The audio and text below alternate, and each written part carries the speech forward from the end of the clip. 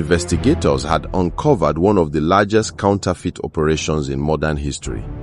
Millions of dollars in fake $20 bills had circulated across North America. Frank Bourassa was arrested, but the ending was nothing like people expected.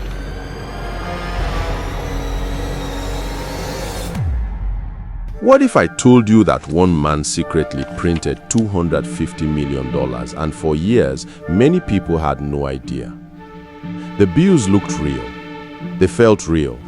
They moved through the economy like ordinary cash.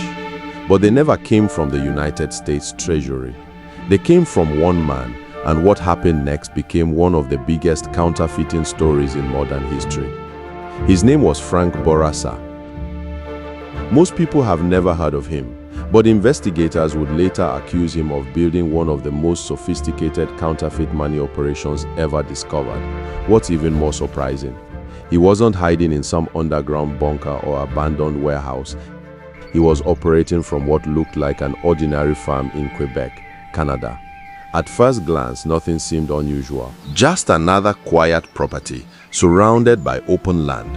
But behind those ordinary walls, a secret operation was quietly taking shape.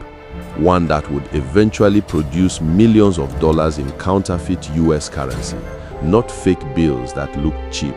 Not the kind you could spot in seconds. These were designed to fool the human eye, to pass from one hand to another without raising suspicion. But one question remained. How could a single man create counterfeit money convincing enough to challenge one of the most secure currencies in the world? That answer begins with an obsession with perfection. And in the next chapter, we'll step inside Frank Bourassa's hidden printing operation to uncover how he came dangerously close to making the perfect fake $20 bill.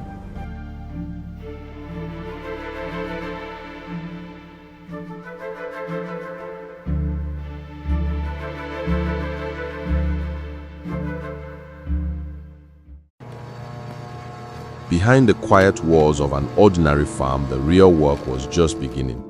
This wasn't about rushing to make money. It was about making something so convincing that most people would never question it. Frank Bourassa became obsessed with details. The texture of the paper, the color of the ink, the fine lines, the tiny security features. Every small imperfection mattered. According to investigators, this operation was built with remarkable patience and precision. Nothing was left to chance. Then came one of the smartest decisions of the entire operation. He focused on the $20 bill, not because it was worth the most, but because it was one of the most common banknotes in everyday life. People used it to buy groceries, to pay for fuel, to grab lunch, to make everyday purchases without a second thought. The more familiar something is, the less closely people tend to examine it. It was a simple idea, but it gave the operation an enormous advantage. Still, creating convincing banknotes was only the first challenge. The bigger question was how they would quietly make their way into everyday circulation. And that answer would draw the attention of investigators across 2 countries. In the next chapter, we'll uncover how these banknotes began appearing in unexpected places and how authorities slowly realized they were chasing something far bigger than they first imagined.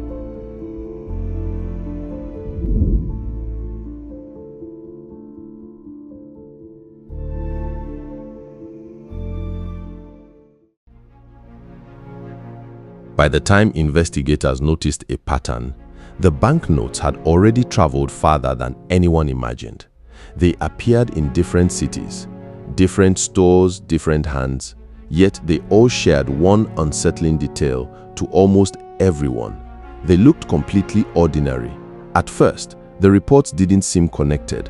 A suspicious banknote here, another one hundreds of miles away, then another. Slowly, investigators in Canada and the United States began comparing evidence piece by piece. A much bigger picture started to emerge. This wasn't a small operation. Someone had planned this with extraordinary patience. Financial experts examined every detail. The paper, the ink, the microscopic patterns. Every new discovery brought investigators one step closer.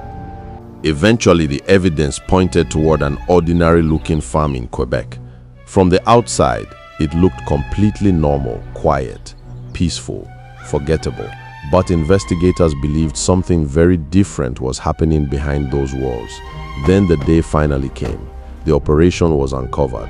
But what investigators discovered afterward would make this one of the most remarkable counterfeiting cases in modern history. If you want to see what happened next, including the investigation's surprising outcome and why Frank Bourassa's story is still talked about today, watch the complete History Ain't Dusty documentary on YouTube. That's where you'll find the exclusive final chapter and the full ending to this incredible story.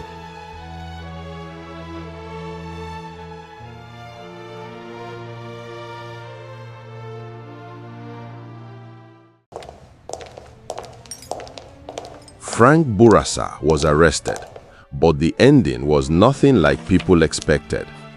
Investigators had uncovered one of the largest counterfeit operations in modern history. Millions of dollars in fake $20 bills had circulated across North America. The evidence was overwhelming, yet Bourassa never received the punishment many imagined. Instead, he reached a legal agreement with prosecutors. The counterfeit money had been seized, the printing equipment was destroyed, and the operation came to an end. But one question remained: how could someone build an operation this sophisticated and still avoid spending years behind bars? The answer was hidden inside the law itself. Prosecutors faced a difficult reality. Proving every part of the operation was far more complicated than the public realized. In the end, Frank Bourassa accepted responsibility for specific offenses. He avoided a lengthy prison sentence. His story quickly spread around the world. Newspapers, television, podcasts, documentaries, everyone wanted to understand how one ordinary man had fooled so many people. Today, the Frank Bourassa case is still studied by investigators, financial experts, and security specialists, not because they admire the crime, but because it exposed weaknesses few people even knew existed. It remains one of the most extraordinary counterfeiting investigations in modern history, a reminder that sometimes the most unbelievable stories turn out to be completely true.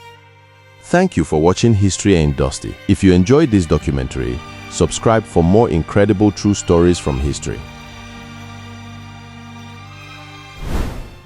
All right, family, that's a wrap for today. If you rocked with this episode, go ahead and hit that subscribe button and tap the bell so you're locked in for every drop. Don't ghost. Slide to the comments and let me know your thoughts. Share it with your crew too. I'm Malvin. Catch you on the next one. Stay legendary, my people.